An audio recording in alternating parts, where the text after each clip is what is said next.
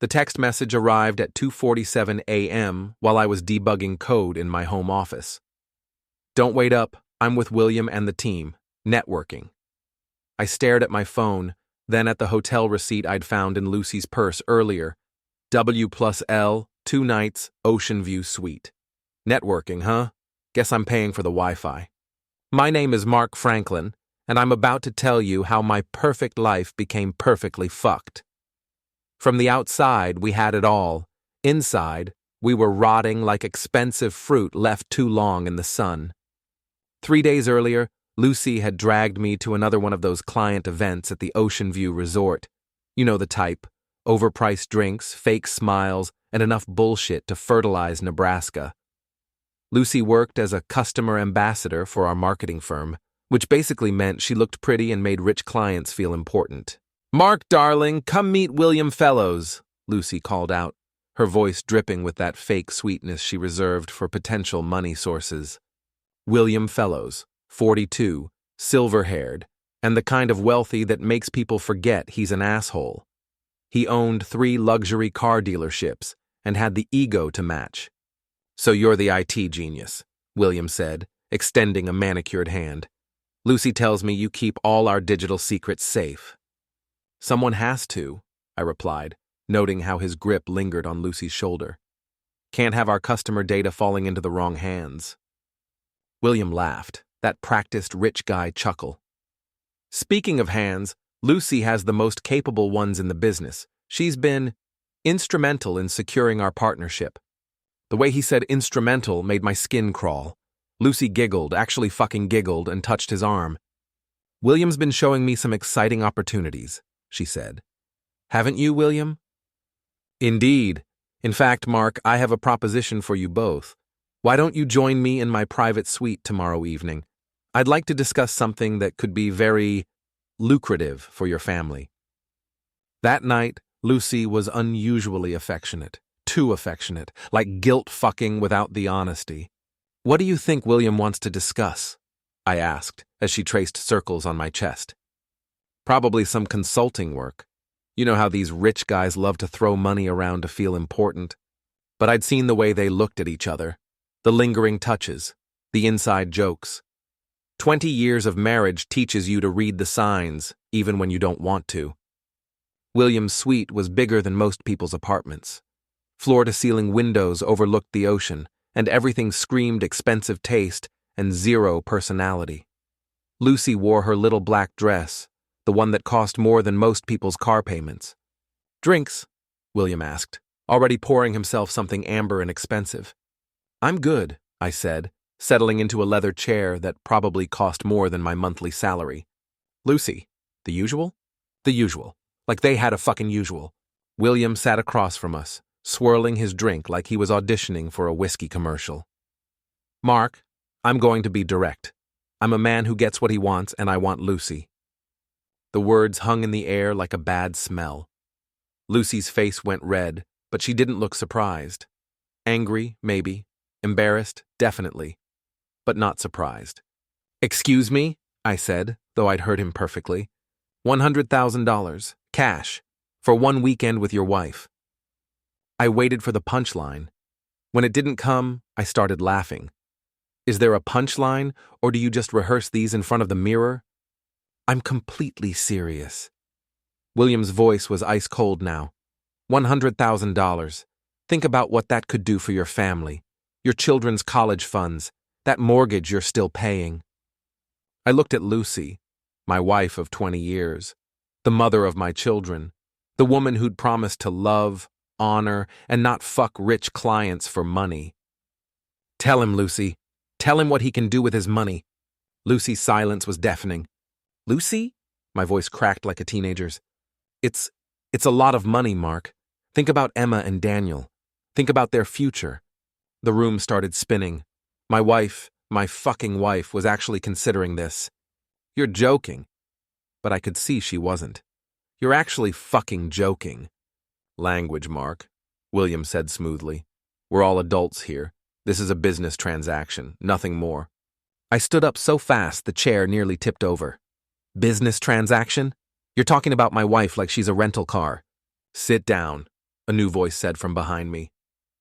Shane, William's security guy, had appeared like a bad magic trick.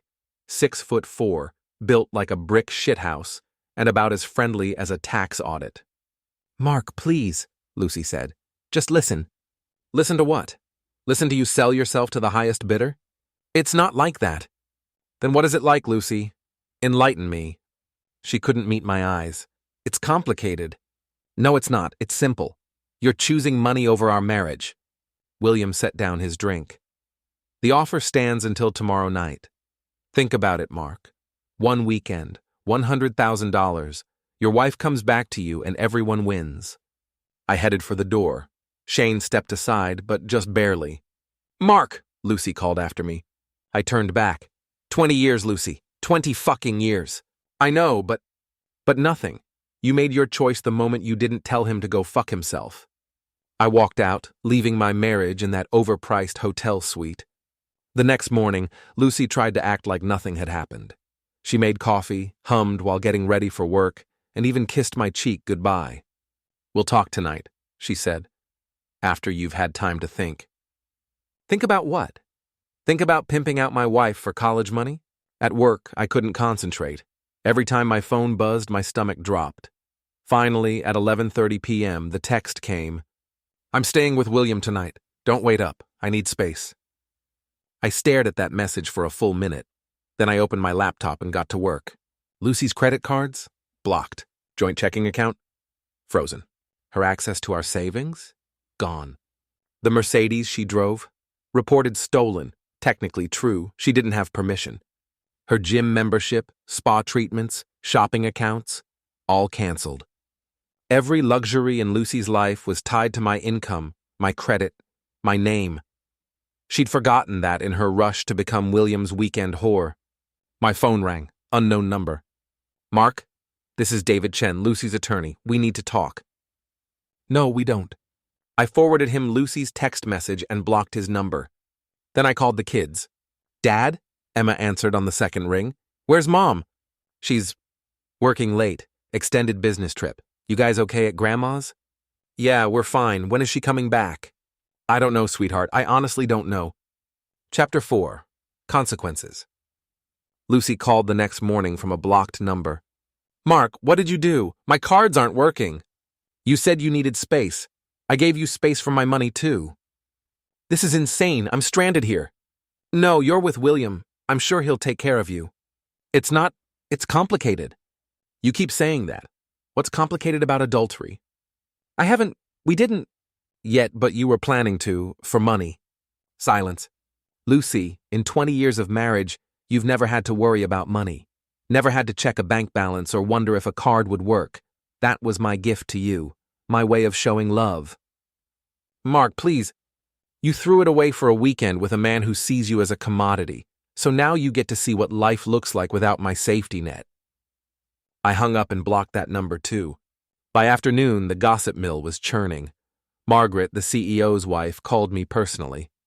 "Mark, dear, I heard Lucy is having some difficulties." "She made her choice, Margaret." "Well, between you and me, William Fellows has quite the reputation. His poor wife filed for divorce last month. Something about infidelity." Interesting, I'd been wondering how to contact Mrs. Fellows. That evening, I built a bonfire in the backyard and fed it Lucy's belongings. Designer clothes, expensive jewelry, photo albums from our happy years. It all burned beautifully. Emma called while I was watching her mother's life turn to ash. "Dad, people at school are saying weird things about Mom." "What kind of things?" That she and some man..." Emma's voice broke. "Come home, sweetheart, both of you, come home tonight." When the kids arrived, they found me sitting by the dying fire, drinking beer, and watching the last of Lucy's designer shoes melt. "Dad?" Daniel, my 11-year-old, looked scared. "Your mother made some choices," I said. "Bad choices, but that doesn't change how much I love you too." "Is Mom coming back?" Emma asked. "I don't know, but we'll be okay either way." That night, I sent an anonymous email to William's wife with some very interesting photos I'd found on Lucy's phone. Photos of her and William at various business meetings. Mrs. Fellows filed for divorce the next morning and froze all of William's assets pending investigation. Apparently, William hadn't planned on supporting Lucy without access to his money. Lucy showed up at my office a week later, looking like she'd been sleeping in her car, which, according to my sources, she had been. "Mark, we need to talk." "No, we don't." "I'm your wife." "Are you?" "Because wives don't sell themselves to other men." Security was already heading our way. I'd called ahead. "Please, Mark, I made a mistake." "You made a choice. Live with it." "The kids need their mother."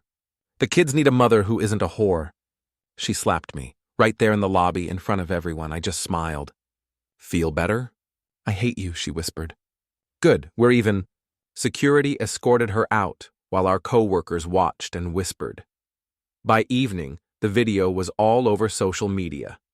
Lucy Franklin, the woman who'd tried to sell herself for money, getting thrown out of her husband's workplace.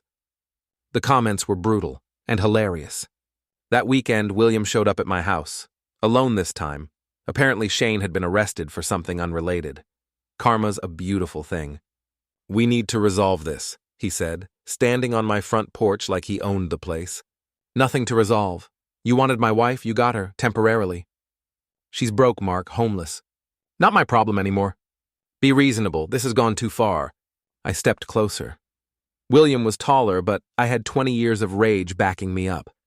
"You offered to buy my wife like a used car. You destroyed my marriage for your entertainment. And now you want me to be reasonable?" "It was just business." "Then go handle your business, somewhere else. If you don't help her, I'll—" "You'll what? Call your lawyer? Your wife cleaned you out? Call your security? Shane's in jail? Call the police? And tell them what? That your prostitute is demanding better working conditions?" William's face went red. "You son of a bitch." "Yeah, probably. But I'm not the one who tried to buy another man's wife." He left without another word. Lucy tried to come home that night. I'd changed the locks. "Mark, open this door." "Go away, Lucy." "I live here." "No, you don't. You chose to live with William, remember?" "That's over." He kicked me out. Shocking. A man who buys women treating them badly. Who could have predicted that? She pounded on the door for 20 minutes before giving up. The next morning, I filed for divorce. The charity gala was perfect. All the right people, all the right gossip, and Lucy desperate enough to make one last play for sympathy. She cornered me by the bar, looking like she'd borrowed clothes from someone half her size. "Mark, please, I'm begging you." "Begging me for what?" "Take me back. I'll do anything." "Anything? Like fuck other men for money?" Several heads turned our way. Good. "It was a mistake." "No, Lucy. A mistake is forgetting to pick up milk. What you did was choose money over marriage." We never, because William's wife froze his assets before you could close the deal. Don't pretend it was conscience. More people were listening now. Margaret was practically vibrating with excitement. "You're humiliating me," Lucy whispered. "I'm telling the truth. You humiliated yourself." That's when I played my trump card. I pulled out my phone and hit play on a recording I'd made in William's suite.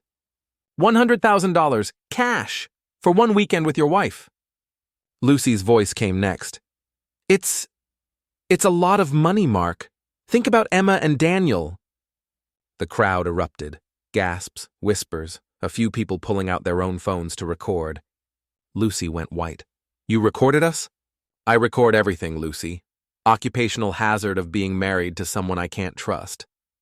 William appeared like a bad rash, pushing through the crowd. "You bastard," he snarled. "That was a private conversation." "In a hotel suite you invited me to. No expectation of privacy." "I'll sue you for—" "For what? Exposing your attempt to solicit prostitution? Good luck with that." The crowd was loving this. Nothing rich people enjoy more than watching other rich people destroy themselves. "Ladies and gentlemen," I announced, raising my voice, "I'd like you all to meet William Fellows, the man who tried to buy my wife, and Lucy Franklin, the woman who was willing to be bought." Lucy ran, pushing through the crowd like the building was on fire. William tried to follow her, but the damage was done. By morning, the video would be everywhere. I finished my drink and went home to my kids. 6 months later, the divorce was final. Lucy got nothing. Adultery clauses are beautiful things when you have evidence. William's business collapsed under the weight of scandal, and he moved to another state to start fresh. Lucy lives in a studio apartment across town and works at a department store. She sees the kids every other weekend when she can afford gas money. Emma asked me once if I felt bad for her mother. No, sweetheart, I feel bad for the woman I thought she was. But that woman never existed. The real Lucy, the one willing to sell herself for money, got exactly what she deserved. Nothing. And me? I got my self-respect back, my kids' respect, and the satisfaction of knowing that sometimes, just sometimes, the good guys win. William Fellows thought he could buy anything. Lucy thought she could sell anything. They both learned they were wrong.